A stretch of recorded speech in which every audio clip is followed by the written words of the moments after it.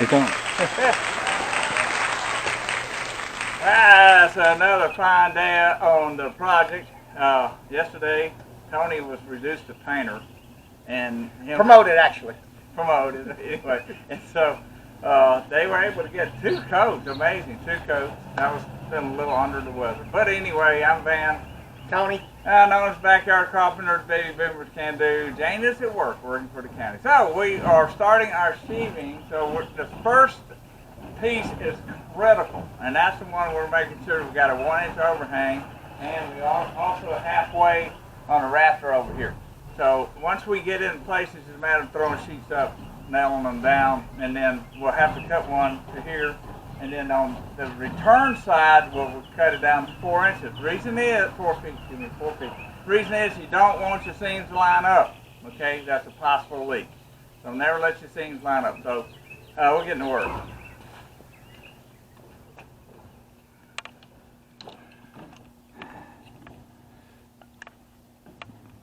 Tony has a helpful hint.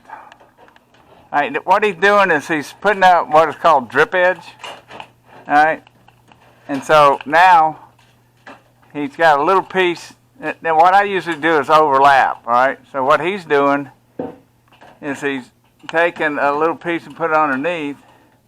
All right, and he's butt cut to butt cut. Better overlap. But since I didn't overlap, I guess I pull it out and overlap it. All right, I'm coming around and let you see.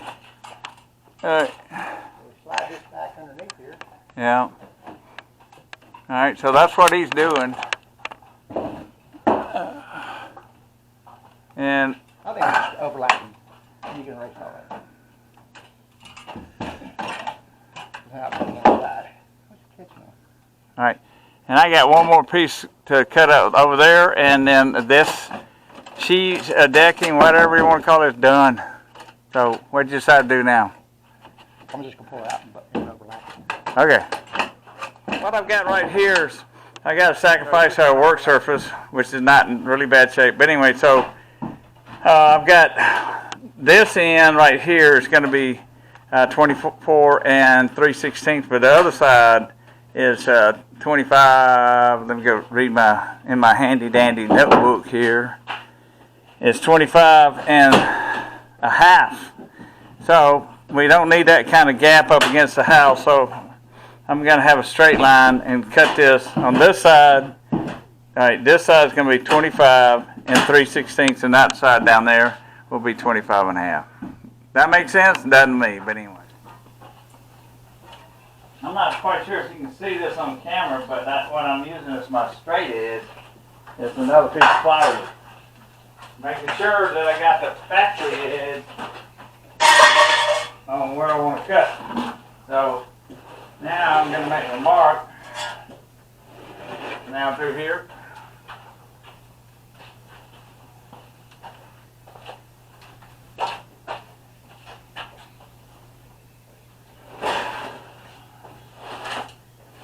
Alright, so I use my handy dandy piece of plywood for a straight edge.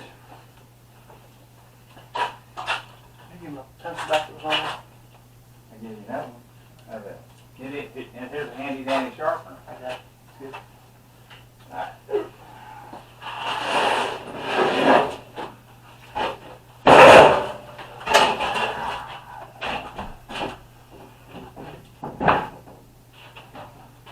Alright, now, although I've got sacrificial boards on top of my 2x4s, I'm going to set my blade. Alright, I'm going to set my blade just so it barely goes through the material. Right? Because I don't want to do that much damage to my sacrificial board.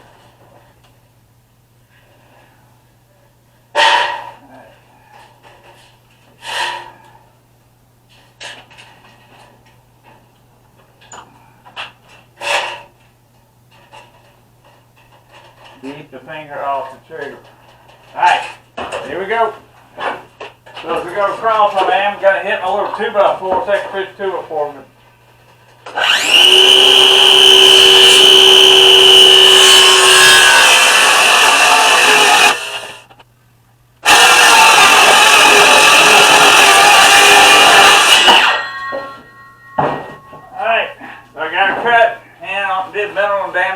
my sacrificial 2x4 on the bottom.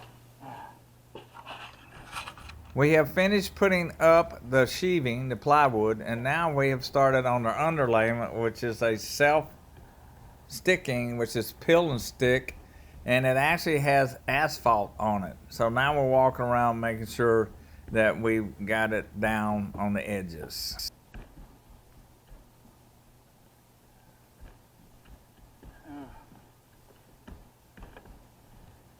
All right, what we're getting ready to do, this is an underlayment. It's not the roofing. It looks like roofing, but it's not. It's an underlayment, but it's got kind of an asphalt on, so it's a peel and stick. That's what we're doing.